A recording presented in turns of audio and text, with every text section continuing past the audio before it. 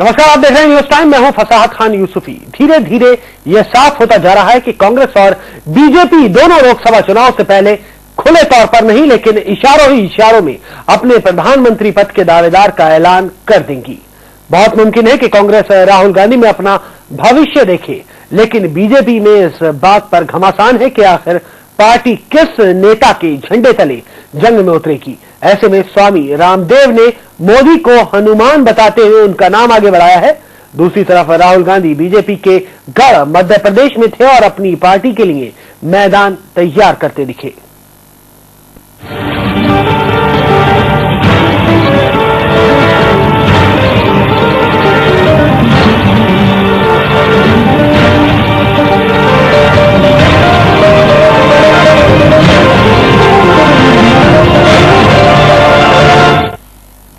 राहुल गांधी और नरेंद्र मोदी, क्या कांग्रेस और बीजेपी ने अपने प्रधानमंत्री पद के उम्मीदवारों को चुन लिया है?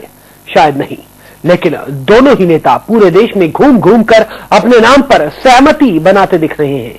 दोनों बड़े नेताओं ने अपने अपने तरीके से अपनी पहचान का एहसास दिलाने की कोशिश की। राहुल गांधी जहां मध्य प्रदेश में थे, वहीं नरेंद्र मोदी के समर्थन में बाबा रामदेव उतरे। पहले बात राहुल गांधी की, जो कांग्रेस के कार्यकर्ताओं से मिलने भोपाल में थे। भोपाल में उन्होंने सीधे कार्यकर्ताओं से मुलाकात की। उनकी मीटिंग में मध्य प्रदेश का कोई भी बड़ा कांग्रेसी नेता नहीं था, न दिग्विजय सिंह और न ही ज्योतिरादित्य सिंधिया। राहुल की कोशिश थी प्रदेश में हो रही गुटबाजी से पहले निपटा जाए।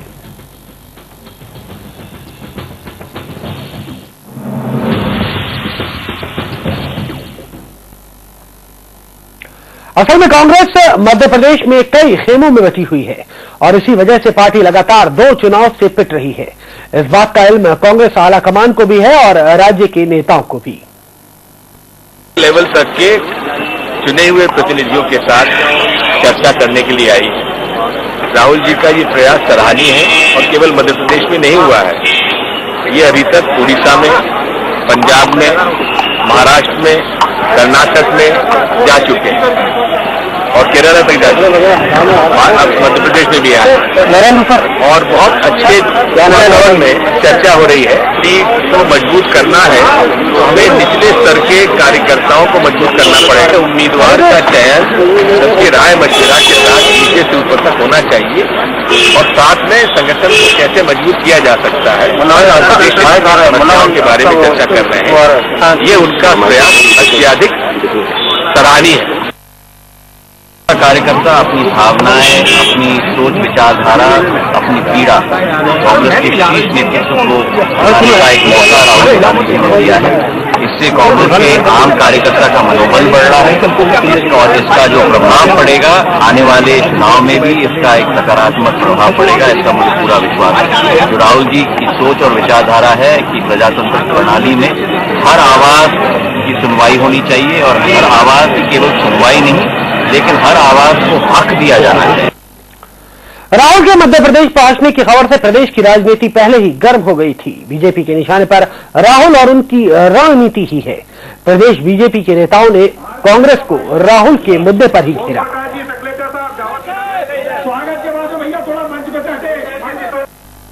राहुल गांधी वो फिल्म है जो गुजरात में पिटी, जो बिहार में पिटी, जो उत्तर प्रदेश में पिटी। अब उस पिटी हुई फिल्म को यहाँ पर कोई अपेक्षा कर रहे हैं कि वो सिल्वर जुबली मनाएगी। मेरा ख्याल है ये उन कांग्रेस के लोगों की गलतफहमी है। वो कितनी भी राहुल जी की मालिश करें, शिवराज जी से बड़ा स्ट्रेचर इस प्रदेश के अंदर किसी भी नेता का नहीं और उनके नेतृत्व में हम तीसरी बार भी सरकार बनाएंगे। कैलाश विजयवर्गीय के राहुल गांधी पर दिए गए बयान पर दिग्विजय सिंह ने प्रतिक्रिया दी है। दिग्गी राजा का कहना है कि बीजेपी की 2004 से 2013 की सभी चुनावी फिल्म पिटी है। ऐसे में बीजेपी को किसी पर इस तरह का बयान नहीं देना चाहिए। एक बात मैं आपको बता दूं, 2004 में राहुल गांधी पहली बार चुनाव लड़े। 2004 में कौन सी फिल्म पिटी? भाजपा की पिटी की नहीं पिटी? 2009 में फिर किसकी फिल्म पिटी? भाजपा की पिटी की नहीं पिटी? अडवाणी जी की पिटी की नहीं पिटी? उसके बाद 2009 से लेकर आज तक जितने चुनाव हुए उत्तराखंड में भाजपा की फिल्म पिटी की नहीं पिटी? हिमाचल प्रदेश में भाजपा की फिल्म पिटी की नहीं पिटी? कांग्रेस की कहां फिल्म पिटी? जहां हम लोग यूपी और बिहार में सरकार नहीं बना पाए, लेकिन हमारे वोटिंग परसेंटेज बढ़ा, सीटें बढ़ी। भाजपा की जितनी भी चुनाव हुए हैं 2009 से लेकर आज तक, सब में सिल पिटती जा रही है। वोटिंग परसेंटेज भाजपा का घटा है, उनकी सीटें घट रही है, और अब तो मध्य प्रदेश में सिल पिटने वाली और सबसे पहली फिल्म पिटेगी कैलाश विजयवर्गीय की। कांग्रेस में फिलहाल राहुल गांधी से बड़ा कोई नाम नहीं और काफी हद तक पार्टी में उनके प्रधानमंत्री पद के दावे पर कोई विरोध भी नहीं है, लेकिन नरेंद्र मोदी को बीजेपी में आगे बढ़ने के लिए तमाम विरोधों का सामना करना पड़ रहा है। ऐसे में उनके समर्थन में आगे आए हैं बाबा रामदेव। रामदेव ने मोदी को मजबूत नेता बताया। मोदी रामदेव के बुलावे पर हरिद्वार भी जा रहे हैं। माना जा रहा है कि मोदी रामदेव के भक्तों और शिष्यों में अपना समर्थन तलाश रहे हैं।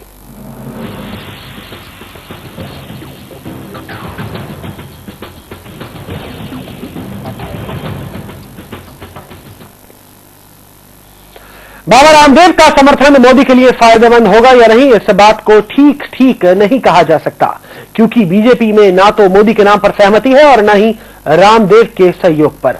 ऊपर से रामदेव ये कहकर बीजेपी के लिए मुश्किल बढ़ा चुके हैं कि सुषमा और आडवाणी समेत सभी नेताओं को मोदी को आगे बढ़ाना चाहिए, जबकि सुषमा इशारों में आडवाणी को प्रधानमंत्री के तौर पर अपना समर्थन दे चुकी है। ऐसे में रामदेव बीजेपी की कितनी मदद कर पाएंगे, या ये कहा जाए कि मोदी की कितनी मदद कर पाएंगे, ये इस बात पर निर्भर करता है कि रामदेव आने वाले वक्त में आखिर मोदी के नाम पर बीजेपी में सहमति बना पाते हैं या नहीं।